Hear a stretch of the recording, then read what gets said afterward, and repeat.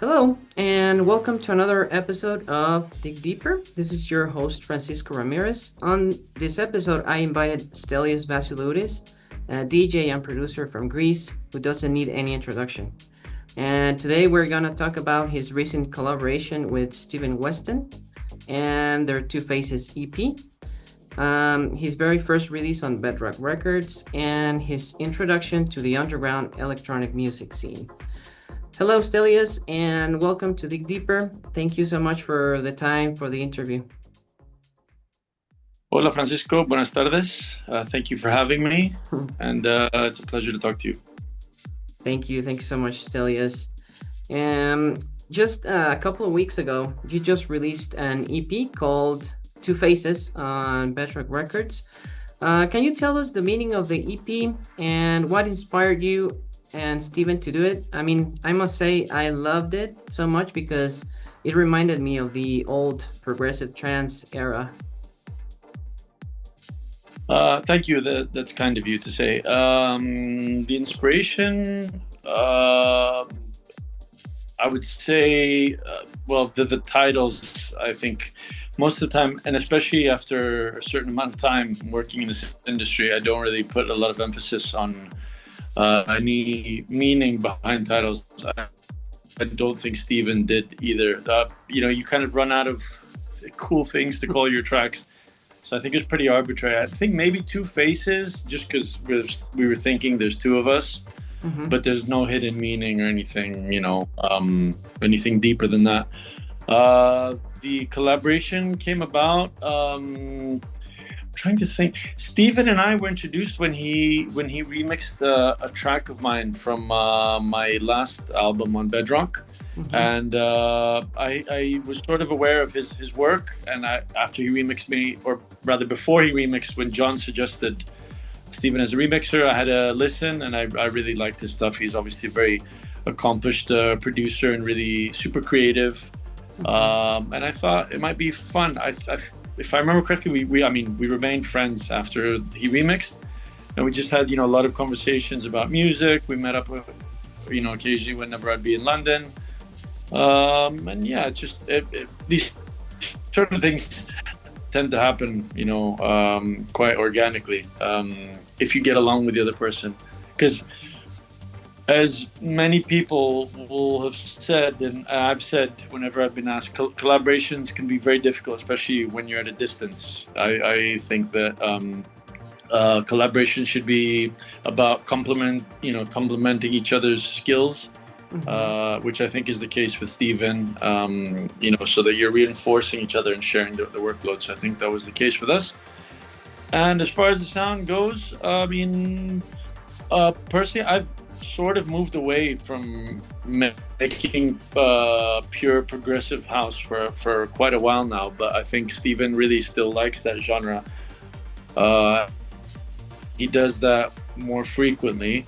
Influence it however I influenced it, and we arrived at something that we both liked for both tracks. So yeah, if it's a throwback, then it's a throwback, and we're happy because I think, well, we both came from that sound anyway. Yeah, actually, the sound, it reminded me of the very first era of progressive, and yeah, it was like, yeah, it's like a time travel. I mean, when I was listening to that, I mean, I fell in love with that track. I mean, it brought me back so many memories from back of the day. I mean, I'm young, but still, I actually got that feeling. So, and well, can you tell us, Stelios? Thank you. Thanks for saying that. You're welcome. You're welcome, Stelios. And I wanted to ask you, what type of instruments do you use for the EP? I mean, I think that normally you use, well, most of the producers use what is the name of I forgot that program, but yeah, you use that program to make your tracks, but you use like in a specific Ableton, Logic. Oh yeah, Ableton, yeah. So did you use like another type of instruments? Steve Steven uses Ableton, and if I remember, I don't remember exactly what his studio setup is, but I know that he uses a lot of outboard hardware. I'm a Logic user, and I have been for a long time. So when we work together, we mostly swap WAV files. Since I've moved to Macau, I don't have a lot of space, so I haven't set up a proper studio yet. So I'm mostly using virtual synths nowadays. So I use a mixture of most of the stuff that people will be familiar with, like things from Native Instruments or Arturia, those kinds of brands. Okay, so but back in the day, you used to use like physical instruments. Oh yeah. When I started out, when I had the space, even when I was in Greece, still based in Greece, like 3-4 years ago, I had my Nord lead and all my Korg stuff and my Moogs and that stuff, which unfortunately I'm still not able to bring over here. Oh, okay. Well, I hope that someday you can take those to where you live. Yeah. Well, thank you. Actually, my most important instruments are my guitars. Those are always the at the top of the list. So if I had my choice, I would have my guitars more than anything. Oh, okay, so you know guitar. I didn't know that you knew to play how to play guitar.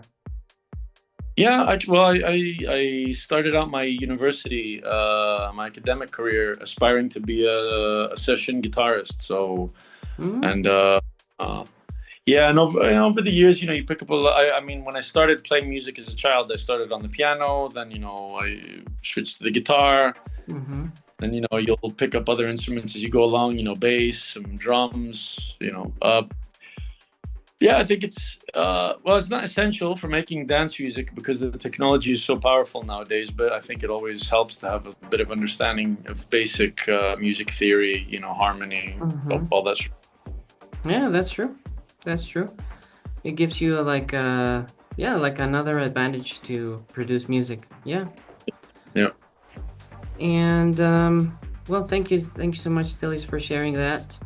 Now, talking about Bedrock Records, the legendary label owned by John D. Wheat. Your first release, if I'm not mistaken, on the label was on the Structures album as Wiretapper, a project with Florian Cruz and Niels Nuremberg. I think yes, it's Nuremberg, right? Yep. With My Real Name Is, and the remix of Cream by Dirty Mongrel, aka Glenn Morrison, in 2010. Can you tell us how was your first approach to the label, and how did you feel working for Bedrock, and well, you're still feeling? I'm trying to remember. You're probably right. That probably was the first release. The way I got into Vibe, obviously I was aware of Bedrock and obviously John's work since I started working in the industry. Actually, you know what? You're not correct. I remember before that, my first release was remixing Benoit Paul Folder's. I can't remember the name of the track though, but I remixed the track off his album. What was the album called? Yeah. I can't remember. God. Yeah, actually, it was really recently that they had an anniversary. But yes. Yeah, I don't remember. Actually, I posted that. I posted that specific track on the Bedrock group. But yeah, cool. I don't remember. But I don't remember the name. That was still. I was going under the artist name Stel, which my friends call me Stel. So that was my earlier career. So I think that was my. I'm pretty sure that was my first release with Bedrock. But anyway, I think John was aware of my music up until then. It just it hadn't happened for us to the circumstances weren't right for me to release anything on the label. One thing that was pivotal in changing that was that John hired my really good friend Scott Dawson, Mm-hmm. who I've worked. Who Scott is, I'd say, pretty much pivotal in me becoming a professional producer, because he discovered my first demo actually in 2004, and we've remained friends until today. So he started working for John, so suddenly I had a direct avenue, to send my demos and everything. In 2010, 2009, 2010, I was working with Florian and Niels, as you correctly said. I was also in the Greek army, which we have to do because we have to do mandatory service. Oh. So I may have been very confused and pressed for time around then. I'm not sure where my career was going. So yeah, it was a special period, I think, and special not always in a good way, but anyway. Yeah, it was a special set of circumstances that led to that. But I think from there, I grew in confidence. My first album followed after that. Obviously, I had established a good working relationship with Scott and John. Mm-hmm. So yeah, it was another pivotal moment. But really satisfying, I think, because well, I can feel that on your tracks. I mean, when hearing the Structures album, which I have here. Oh, So, haven't seen that. yeah, so I see here that there is your third track on the first CD. So yeah, that's when it starts to kick up the pace on the album. So that track, a specific track, I really love that track. I should also say that Florian and Niels are both like fantastic producers and engineers in their own right. So it was always a pleasure working with them, and I think the results were always really cool. Obviously, as I said before, collaborating with people, especially when you're in different places, can be very challenging, and syncing up schedules and times and workloads. But yeah, it was right timing for all of us, I think, and I think the results. If anything, I think it's because the tracks were cool that we got the opportunity. Yes, actually, after the Structures, you made it on the Bedrock 12. And also, well, unfortunately, I don't have the Bedrock 14, but yeah, you also have another track on the Bedrock 14 with Florian Cruz and Niels. Yeah. So yeah, they're both incredible. And also, you signed an EP, Everybody Loves Ice Cream, which I also love. So yeah, really amazing. Yeah, I remember that. I think Florian's brother did an amazing remix of that, if I remember correctly. Vincenzo. Oh yeah, is his yes, his brother, you said? Yep. Wow. That's like a mind-blowing revelation, because I didn't know that. We got it done cheap. Keep it in the family. Yeah, that's right. Well, and now talking about your very first introduction. Well, you mentioned some things earlier about the guitar and all the instruments that you learned so far. Can you tell us about your very first introduction to the underground scene? And well, this is the first question, but after, what do you think that it has changed? I mean, what was I think that it's a whole a really big difference before and then, but I mean, what do you think that is your biggest inspiration when you first started composing and doing music? I think there's like multiple questions in there. I'll tell you that my introduction to to proper club culture and the underground scene and all the stuff that people associate with, with this sort of little sphere that we have, was the club was Fabric and the DJ was Craig Richards. And for me, that was a turning point, because I became aware of what was going on in these clubs. It was pure, it was raw. I think it's one of the, because it's so important and because it's so honest, I think that's why it's remained the way it is today. And I think many people they'll find it hard to argue with that. So that was that. Composition. Again, up until that point, I wasn't really interested in electronic music at all. At least not club music. I listened to, things like Aphex Twin and Square Pusher and Massive Attack, Boards of Canada, but I had no interest in, a rave culture or acid house or whatever was going on at the time. Mm-hmm. Obviously, my trip to Fabric changed that, and I started realizing, the power and the potential. And actually, the first producer that I really got influenced by and wanted to emulate was James Holden. James Holden. Yeah. And the way, what happened when I started trying to make electronic music is I basically tried to emulate him or rip him off, which I think if any music producer listens closely, they'll see the influences there. So the first track I ever released professionally with an old collaborator of mine called Vangelis Labrakis, his artist name is Good News, is a track called Particle, which we released on Audio Therapy in 2003 or 2004. And there is so much side chaining in there, and this 16th notes side chain, in the drums and in the synths and the bass line. It's very evocative of that era James Holden, which is a technique that he used extensively, what he became known for, his tracks like Nothing or that sort of stuff.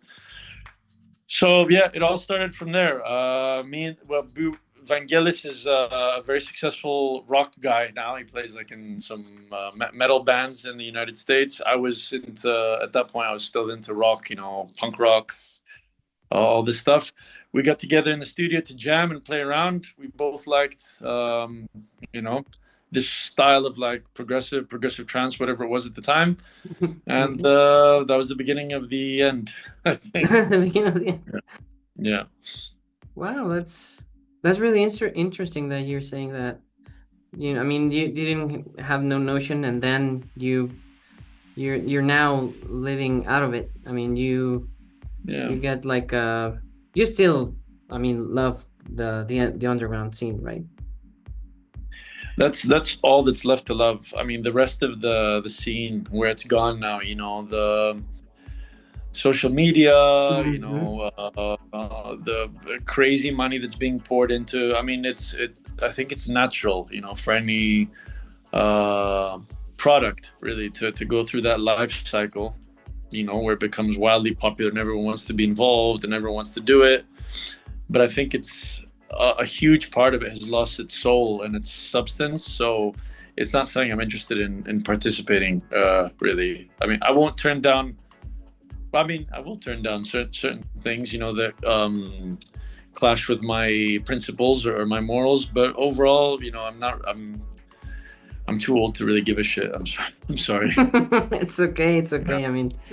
You can say whatever comes to your mind. So, yeah, I think that way too. The scene has changed, but in a way, not all DJs or all producers think that in a way as you get money out of it, but you love it. You love it and do it for the music. So that's the most important thing. Francisco, what I've always said is that being involved in music, just within any kind of employment, you have to identify and the earlier you do it, the happier you'll be, or the more satisfied you'll be with the choices that you make. You have to identify your motivations. So for me, music, whether it's composing it or performing it or performing other people's, playing other people's music, is about expression. In its purest form, it's having inspiration and trying to communicate something. Mm-hmm. That's without even, without being artsy or abstract about it. It's about expressing yourself. There are other motivations. There's money, there's fame, there's, all sorts of considerations. But as soon as you decide which of those is more suited to you, you'll be able to continue and, be happy or unhappy with the choices and the consequences that those choices produce. Mm-hmm. So I think it's very, very, very simple, once you walk along that path. Yes. And actually, I remember talking about that with one of Begard from of Norway, and there's an interesting thing that he said.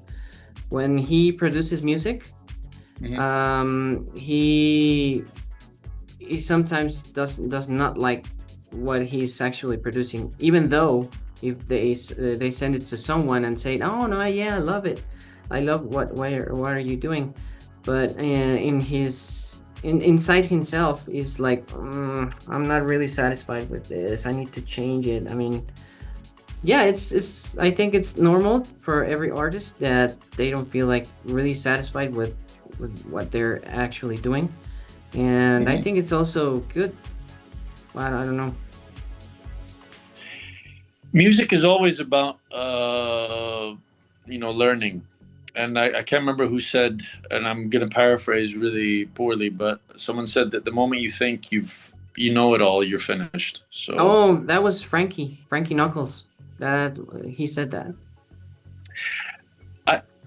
Massive respect to Frankie Knuckles, but I think he also paraphrased someone that predated him. But yeah, there you go. Okay, well, I just remember that he said. No, that's I'll take. Yeah, that's good enough. Okay, well, we're actually reaching the final the final section of the interview. Okay. Mm-hmm. And I would like to tell you that it was a really satisfying interview, and I hope that you feel better, because what you told me the other day, you were feeling terrible. Now I can see you that you have another I don't know how to say it, semblance, like there's color has returned to my face. Yeah. Yeah, that's right. And well, Stelios, thank you so much. Well, I can call you Stel, right? Or yeah, no? Yeah. That's my friends call me Stel. I'm glad that I'm your friend. Absolutely. It was a really great talk, Stel, and I really hope to see you soon here in Mexico. And I'm doing everything that I can to get you on those with the club owners. Yeah, I appreciate it. Thank you very much. Yeah, I really wish to come and meet you here in Mexico, so you can sign my my albums. Okay, I'll bring a few bits as well that you may be missing, so don't worry. Okay. Well, Stelios, it was a really a pleasure to have you here, and I really hope to see you soon. Me too. We'll be in touch, my friend. Thank you for having me. Good luck with getting this published, and anything else you need, just let me know. If you want to send me the updated questions, I'll try my best to be as verbose and to replicate it as well as I can. Okay, no worry. It's okay. Well, cool. Have a great day. Have a good rest over there. Good night. Adiós, Stelios. Cuídate mucho. Abrazo. Abrazo.